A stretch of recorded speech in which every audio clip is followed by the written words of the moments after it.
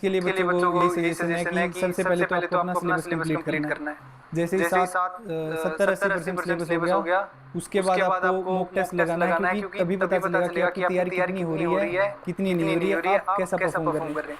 उसके बाद मैं ये एडवाइस देना चाहूँगा बच्चों को कि अपनी कैलकुलेशन पे ज़रूर वर्क करना, क्योंकि इस बार सीपीयू में सेक्शनल टाइमिंग इंट्रोड्यूस हो चुकी है, जिसकी वजह से जो कंपटीशन कहते हैं ना, कट थ्रोट कंपटीशन, वो होने वाला है सीपीयू में।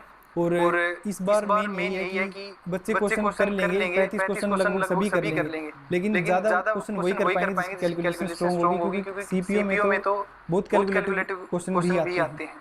तो जैसे मैंने आपका कंटेंट देखा, जो आपका पढ़ाने का स्टाइल था, जो तरीका था, आप एक एक बात को ये समझ के पढ़ाते थे जैसे मैं खुद समझ रहा हूँ पहली बार। ये मुझे आपकी बात बहुत अच्छी लगी। तो आप मतलब बेसिक से बेसिक चीज़ को बताते थे, तो उससे क्या था, सारा टॉपिक ही क्लियर हो रहा था, कोई डाउट रहता ही नहीं था। हालांकि उसके बाद भी जैसे रिवीजन तो मस्ट है, रिवीजन करना पड़ता है। अगर कोई चीज़ें भूल जाता था तो रिवाइज करता था मैं उसको।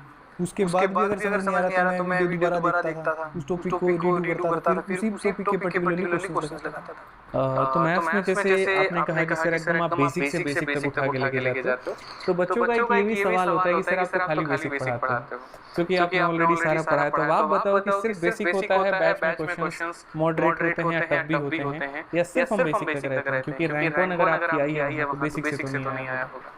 उसके बारे में क्योंकि मुझे लगता है जिसने खाया स्वाद वही बता सकता है। जी सर, ये बात तो सही है। तो उसमें क्या होता है, मतलब ऐसा नहीं है कि बेसिक ही पढ़ाते हैं, वो ये है कि बेसिक से पढ़ाते हैं। अब जैसे मैंने पहले बोला कि सर ऐसे समझाते हैं कि जैसे वो खुद पहली बार समझ रहे हैं, तो उससे क्या होगा कि बेसिक तो एक बार समझा दिया, उसके बाद धीरे धीरे जैसे लेवल को इंक्रीज किया जा रहा है, तो उसमें बच्चे ये सोचते हैं कि ये तो बोर हो रहा है। लेकिन वो ये है कि प्रैक्टिस अगर साथ साथ में करें तो वो टॉपिक अगर पॉजिटिवली देखें तो वो टॉपिक वहीं पे खत्म हो सकता है। पहले बेसिक क्वेश्चन हो गए, उसके बाद थोड़े मीडियम लेवल के हो गए, फिर हार्ड लेवल के हो गए, उसके बाद जो डाउट बचा तो रीडू कर लिया उस टॉपिक को।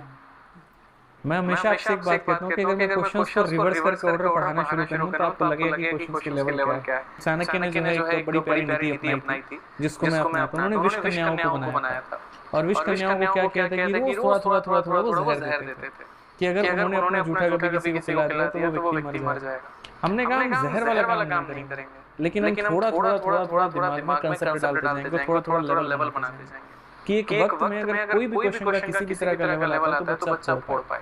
और यही मेरे तरीके होते हैं हमेशा की टाइप वाइज और लेवल वाइज पढ़ाने का, कि आपको महसूस भी नहीं होगा कि आपके अंदर में कितने खतरनाक शक्तियां रखी हैं। ठीक है, आप पढ़ते रहिए, आपके हर कदम पर हम आपके साथ में हैं और कहीं पर भी हम आपका साथ नहीं छोड़ेंगे। आपको किसी और चीज की भी आवश्यकता है तो वीडियो के कमेंट बॉक्स में आप वो भी बता दीजिए, वो भी मेरे भाई यहाँ पर पूरा हो जाएगा। वीडियो कैसी लगी जरूर बताइएगा और चैनल को सब्सक्राइब कर लीजिएगा मेरे भाई। आज के लिए इतना ही, मिलेंगे अगले वीडियो में। जय हिंद, धन्यवाद।